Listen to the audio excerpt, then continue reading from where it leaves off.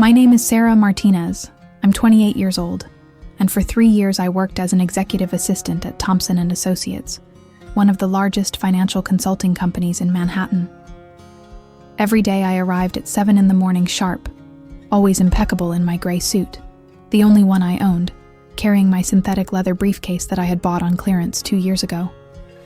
The office on the 40th floor had a breathtaking view of New York. Floor-to-ceiling windows showed the city that never sleeps, and I spent my days organizing the schedule of Mr. Michael Thompson, a 35-year-old man who had inherited the company from his father and transformed it into a $200 million empire. Michael Thompson was the type of person you see on business magazine covers. Tall, brown hair always perfectly styled, suits that cost more than my annual salary, and that confident smile that only people who have never known the word no can have. He drove a black Tesla Model S Plaid, lived in a penthouse on the Upper East Side, and his vacations were on private islands in the Caribbean. I, on the other hand, earned $3,200 a month, a salary that anywhere else in the United States would be considered decent, but in New York was like trying to fill an ocean with a teaspoon. After deducting taxes, little more than $2,400 remained. My rent consumed $1,800 monthly for a one-bedroom apartment in Queens, 45 minutes by subway from the office.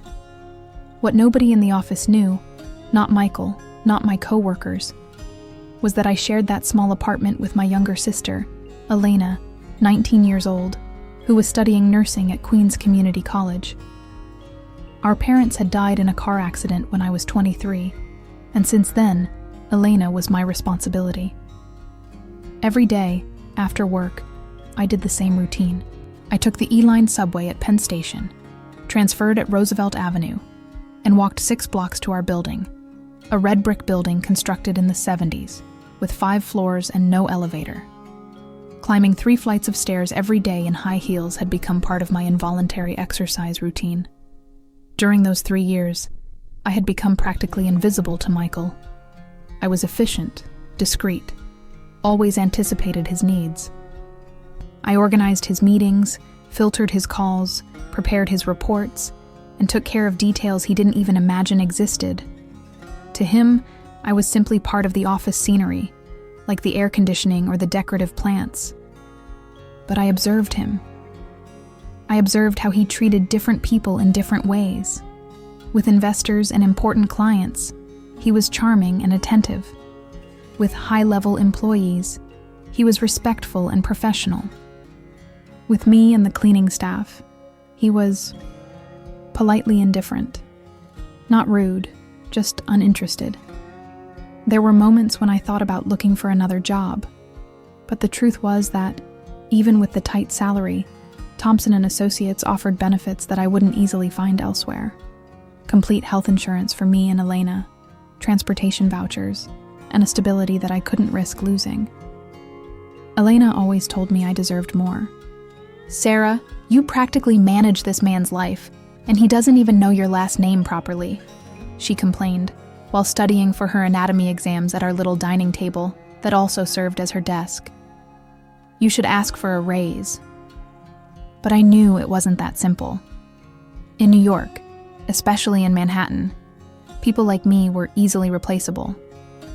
There were hundreds of young professionals willing to work for less, with better qualifications, coming from better universities.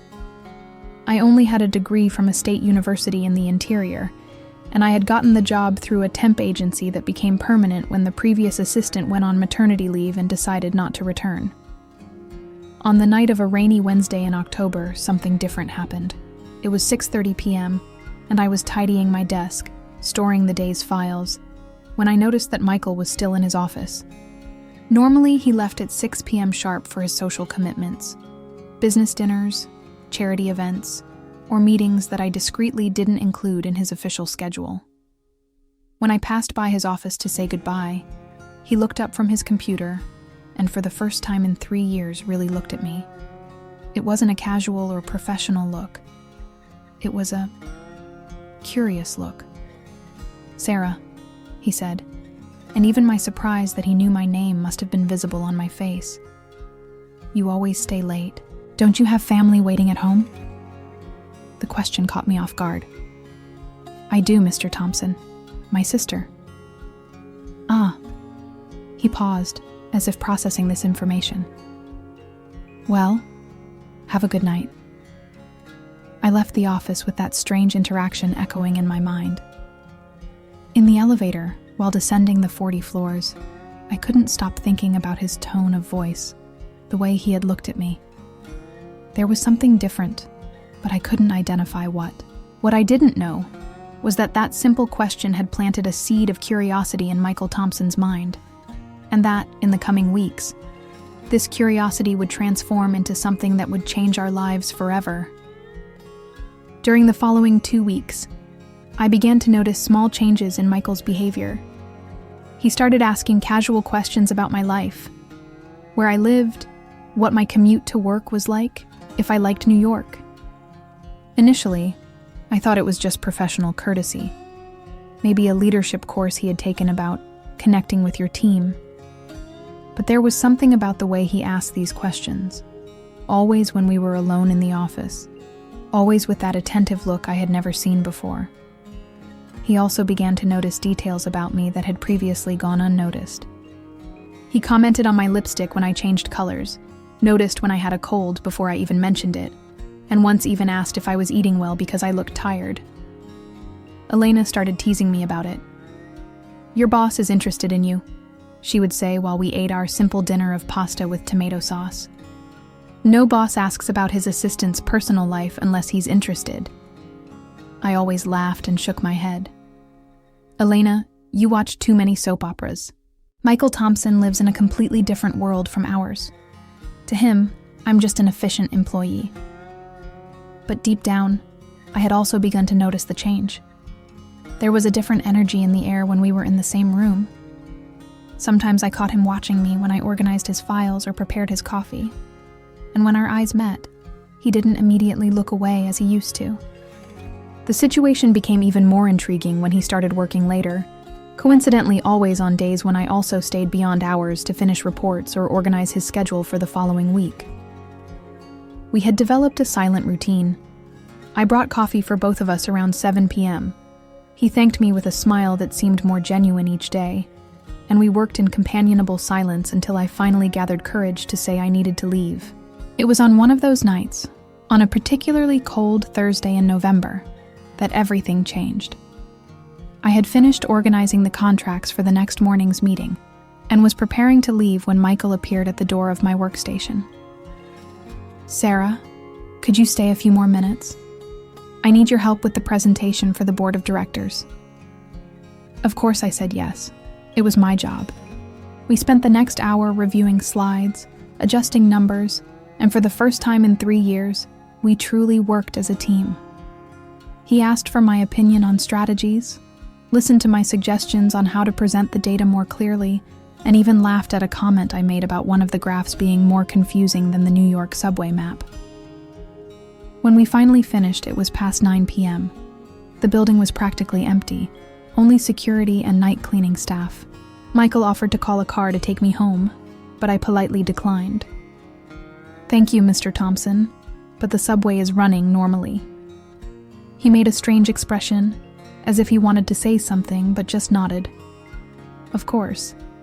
Have a good night, Sarah." I gathered my belongings and left the building. The night was freezing, typical November in New York, and I pulled my coat tighter while walking to the subway station. What I didn't know was that Michael had decided, at that exact moment, to satisfy the curiosity that had been growing for weeks. He had taken his Tesla and followed me. Later, he would tell me that initially, his intention was just to make sure I got home safely. Manhattan at night can be dangerous, especially for a woman alone, and he felt responsible for having made me stay so late. But as he followed me, keeping enough distance not to be noticed, his casual curiosity transformed into something deeper. He saw me enter Penn Station, and instead of going home, he decided to continue following me. He took the subway, something he probably hadn't done in years, and stayed 2 cars behind mine.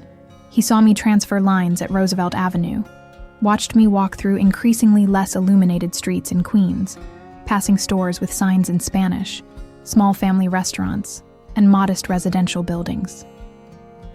when I stopped in front of my building, that 5-story red brick building with the rusty fire escape in front and some windows with old air conditioners hanging. He stopped at the corner and watched me climb the steps to the main entrance.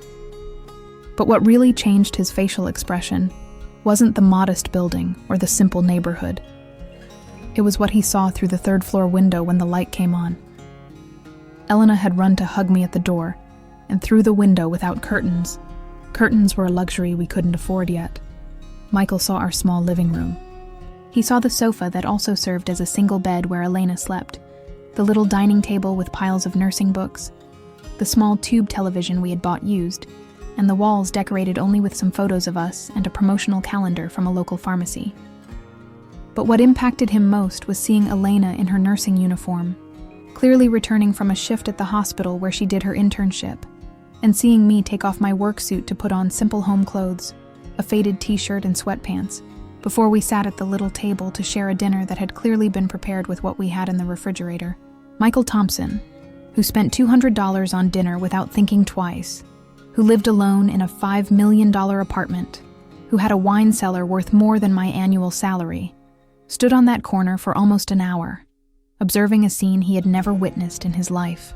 2 sisters taking care of each other with love, dignity, and genuine happiness, despite all financial limitations.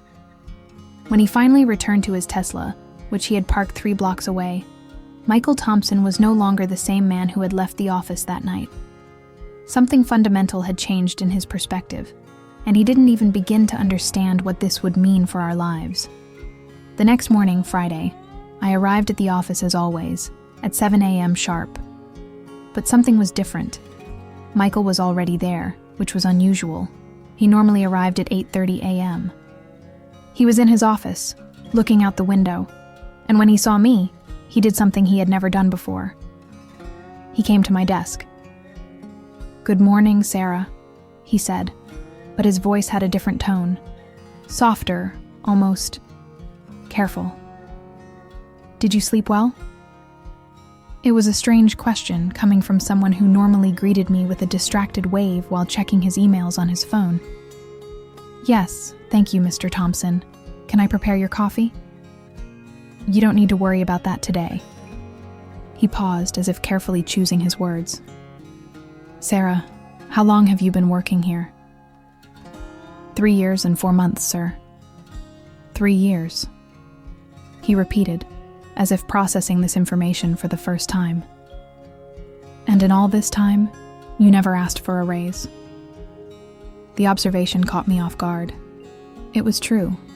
I had never asked for a raise. I always thought that if I did my job well, I would be naturally recognized.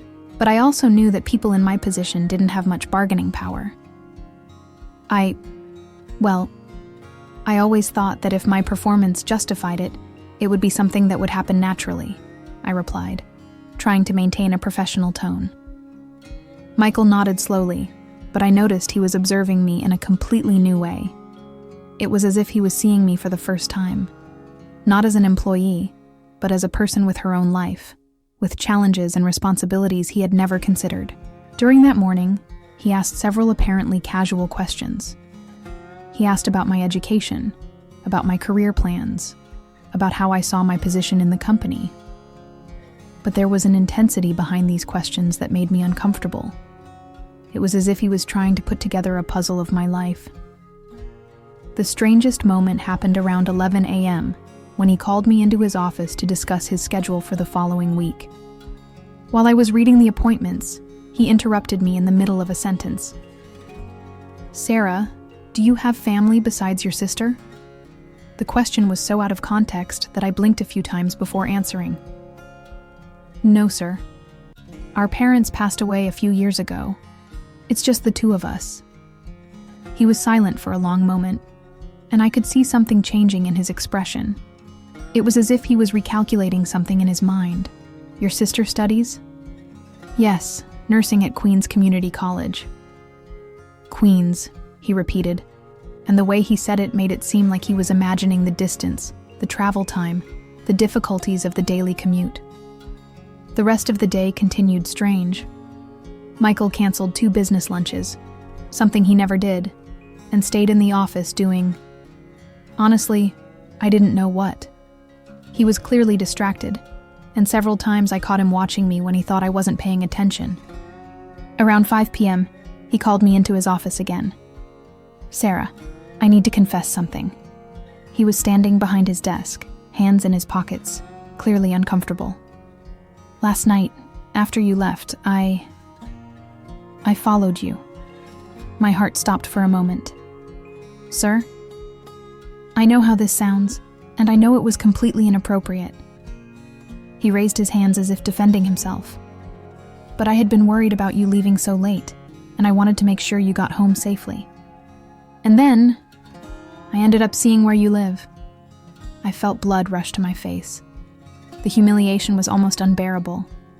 My millionaire boss had followed me to my small house in Queens, had seen our modest reality, our simple life. All the things I tried to keep separate from work had been exposed. "Mr. Thompson, I can explain." "No," he interrupted me. "You don't need to explain anything. I'm the one who needs to explain myself." He sat on the edge of the desk, a more casual posture than I had ever seen. "Sarah, in all these years, I never really paid attention to who you are as a person. To me, you were just efficient, reliable, part of the routine." I didn't know what to say. His brutal honesty was both refreshing and painful. "But when I saw you last night, saw your house, your sister, the way you take care of each other, I realized something I should have realized long ago." He paused, as if struggling with the words. "I realized that you're not just an exceptional employee. You're an exceptional person." Tears began to form in my eyes, but I fought to control them. "Mr. Thompson, I don't understand where you're going with this. What I mean is that you've been working here for 3 years, doing work that's worth much more than you receive, supporting your sister, taking care of all responsibilities alone, and doing all this with a dignity and professionalism that I simply failed to recognize." He got up and went to the window. And this made me realize something about myself that I don't like very much. He turned to face me directly. I realized that I'm the type of person who only values what's in front of them when forced to really look. And I realized that I have an employee, no, a person, who is stronger, more dedicated, and more honest than I have ever been, working for me for a fraction of what she's worth. The silence in the room was deafening. I could hear my own heart beating. "Sarah, I would like to correct this situation. But before talking about professional aspects, I need you to know that I'm sorry. I'm sorry for following you without your permission. I'm sorry for taking 3 years to really see you. And I'm sorry if my curiosity made you feel uncomfortable or exposed. For the first time in 3 years, I saw Michael Thompson not as my boss, but as a flawed human being trying to correct a mistake.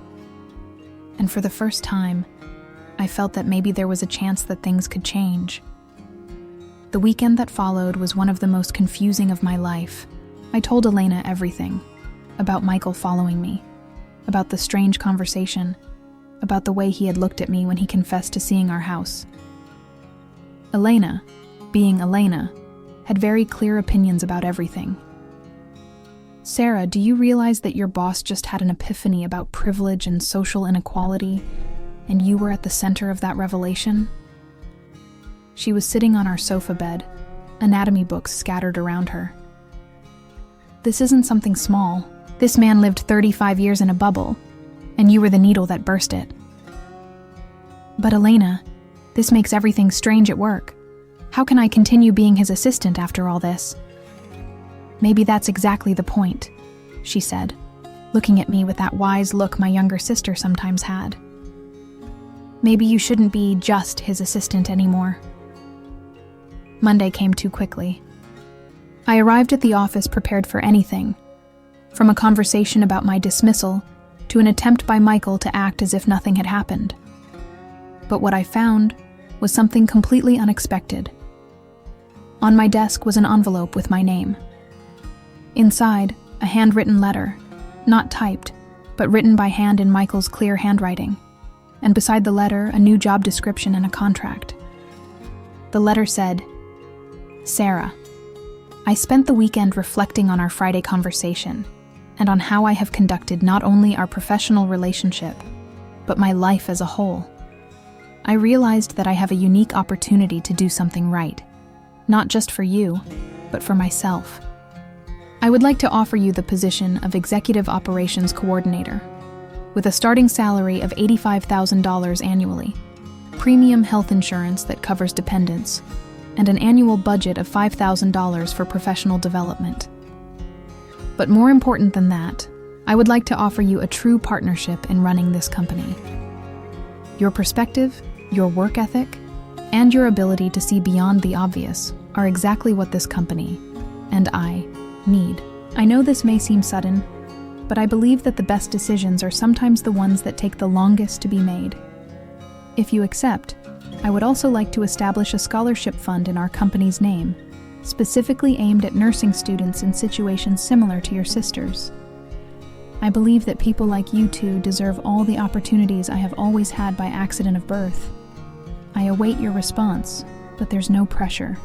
If you decide you prefer to look for opportunities elsewhere, I will provide the best possible references and a transition package to facilitate your change. Sincerely, Michael." My first reaction was disbelief. $85,000 a year was more than double what I earned. With this salary, Elena and I could move to a better apartment.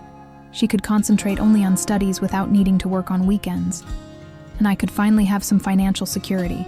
But there was also a part of me that was skeptical. Was this real? Or just the guilt of a rich man trying to buy peace of mind? When Michael arrived at 8:30 a.m., I was waiting in his office. "I read your letter," I began, getting straight to the point. "And I need to ask some questions." He sat down and gestured for me to continue. "Why now? Why after 3 years do you suddenly see me as more than an assistant?" Michael sighed and leaned back in his chair. "Sarah, that's a fair question, and I'm going to be completely honest with you. Because the truth is, I don't know if I changed that much over a weekend, or if I simply finally woke up to something that was always in front of me." He got up and went to the window, the same place where he had been on Friday. "When I saw your house, your life, the way you and Elena take care of each other, I realized I had been an idiot. Not a malicious idiot, but a privileged idiot. And I realized that you have been managing my professional life better than I do myself, even receiving a fraction of what it's worth." He turned to face me. "As for the timing, well, sometimes it takes an extreme situation to make us realize the obvious. And sometimes, the best decisions are the ones that seem sudden, but we're actually waiting for the right moment to be made." I spent the next hour asking questions about the new position, about responsibilities, about what he expected from me. His answers were careful and detailed. It was clear that he had really thought about this during the weekend. "There's one last thing," I said finally. "If I accept this position, I need it to be clear that it's not charity. It's because you genuinely believe I can contribute to this company in a meaningful way."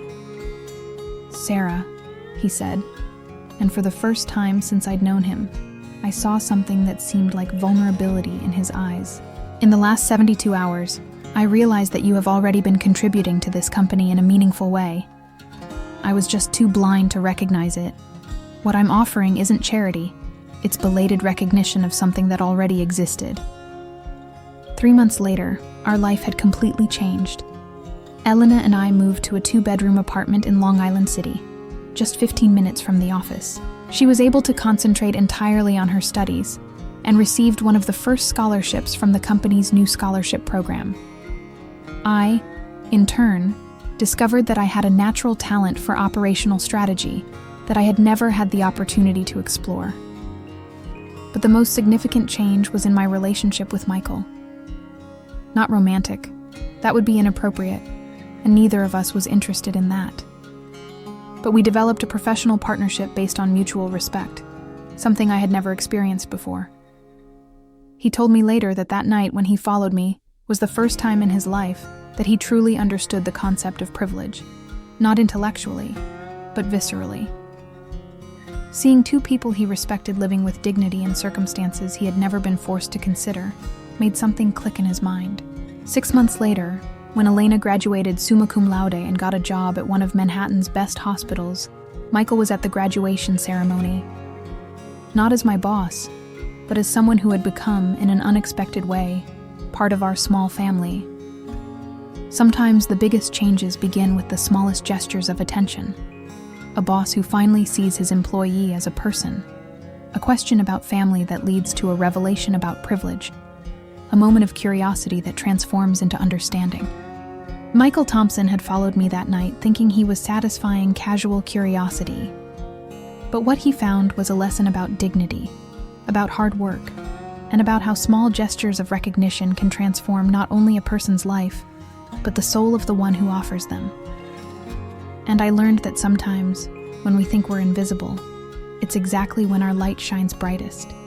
It just needs someone willing to really look.